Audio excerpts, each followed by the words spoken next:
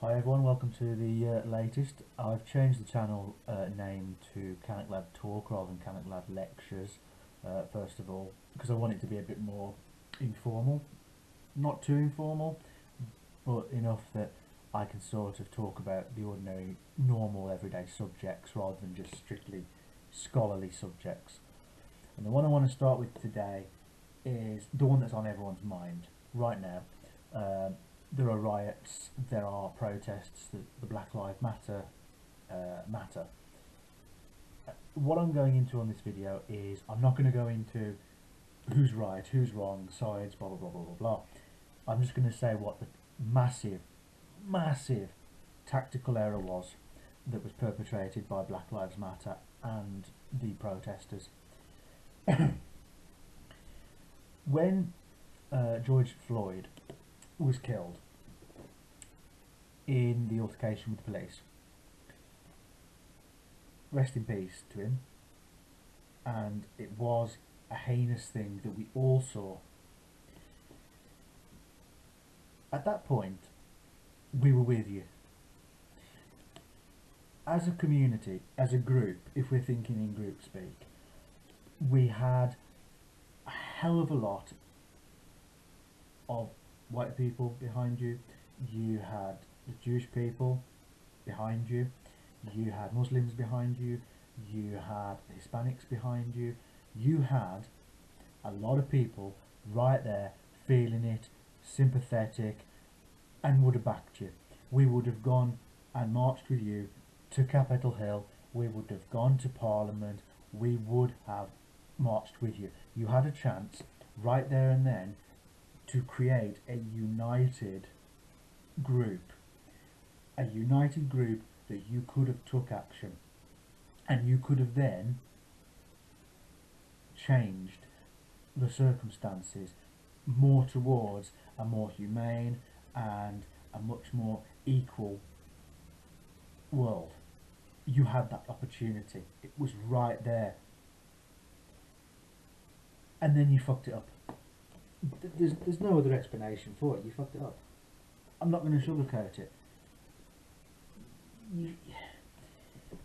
You fucked it up because you believe there's systemic racism.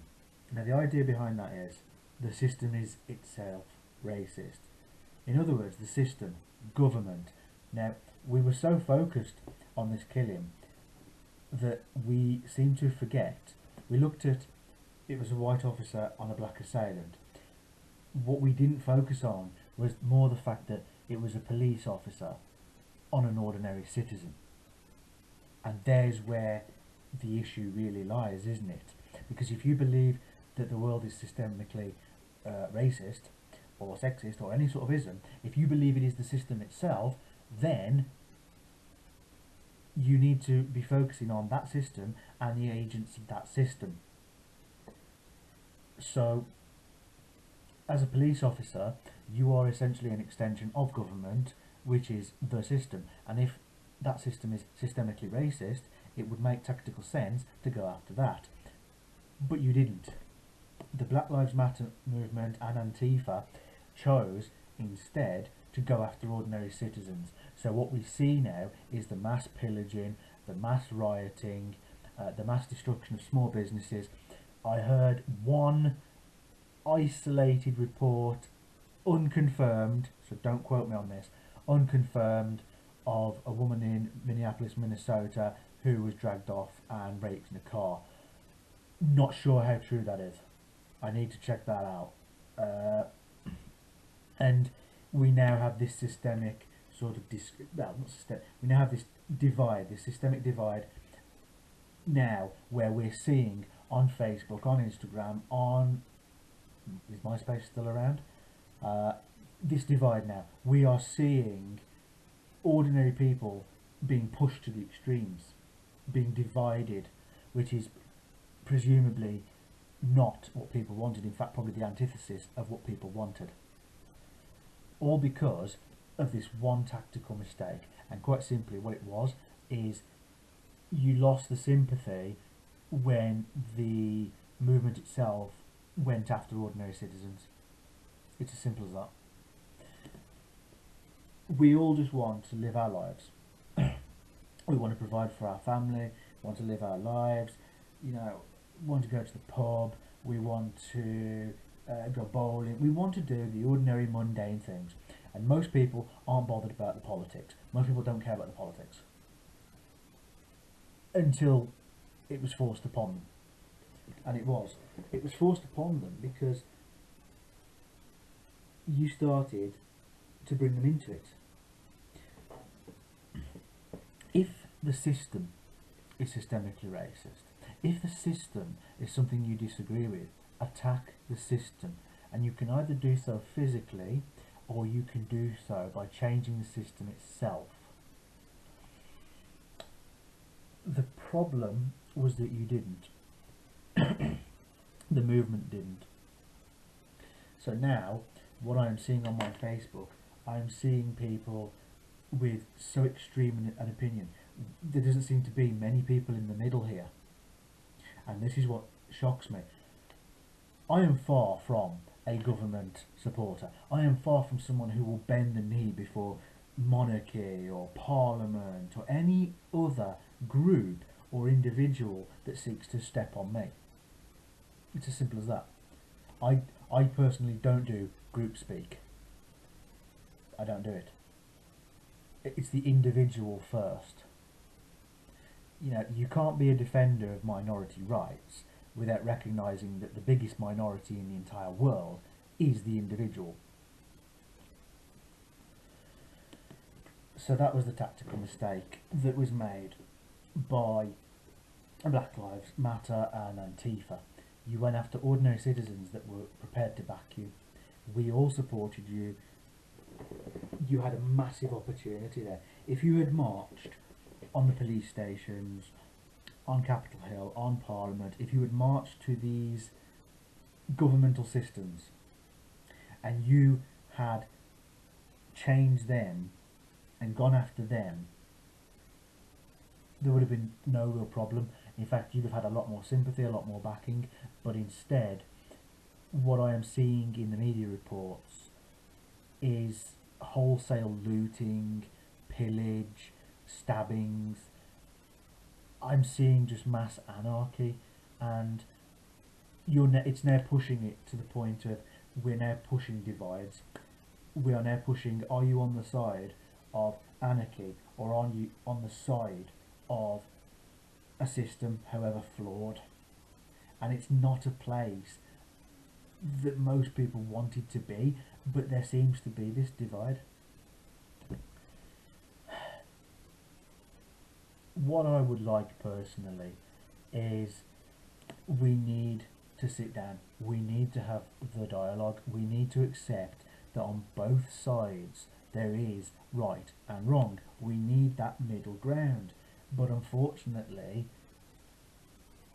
it is now getting to a boiling point where we are dividing. I'm seeing patriots who are guarding statues, and then the opposite side labels them far right. I'm seeing people who they want to protest peacefully being sort of taken away by the violent protesters. I'm seeing essentially a split into the extremes, and to the point where it came up on my Facebook this morning, the Black Lives Matter and Antifa in Paris, when they clashed with white supremacists, they addressed them as dirty Jews. And this was on the Israel Advocacy Movement page. It's creating this divide. Both sides, you need to stop it, because the only end result is this. Eventually, it will get to such a boiling point, we will just have more loss of lives, more destruction of property, and the one thing that no one else seems to be bothering with is twofold. One, eventually you may face military, armed, ordered military, and they can institute a lockdown, they can institute oppression, as we know from history, far worse than anything you faced. And the second point, we seem to be forgetting that there is still a pandemic, and although it might be lowering at the moment, that doesn't mean it's gone. I want I want to call for some sense here. What happened was tragic. It deserves change, and it deserves change in the system, but target the system. Don't target ordinary citizens, ordinary people, and play off stereotypes and racism and sexism against each and every community. You know, when this started, I heard 4 synagogues had been ravaged, had been ransacked, and things taken and stolen. I heard that an Orthodox rabbi in London had been stabbed. At what point do we say enough is enough? You had a point. You made a tactical error in going after the ordinary citizen. The ordinary citizen, whether white, black, Hispanic, Jewish, most didn't care. It was your fight against the system. You know? And most people would have supported that because what happened was tragic. But now, that's all I've got to say on the matter, to be honest, because it's sad that we are getting to this point where friendships are being broken, where one side is claiming that it's the bigger victim, and where people are losing lives and property, and we're still in the middle of a pandemic, and no one's listening, no one's calming down, and no one is actually sitting at the table and saying, look, there's problems this side, there's problems that side. We seem to be missing a middle ground. And that's what I'm calling for really in this video. But then again, I know my ratings. Nobody's really listening. But at the end of the day, it has to be said. Most of us just want to carry on with our lives. We don't want the anarchy. If you want to battle the system, then you either overthrow that system, like leaving us out of it, or you go through it peacefully, democratically, you change the laws to your own side. Anarchy, rioting, pillage, rape, murder, that helps nobody. Nobody.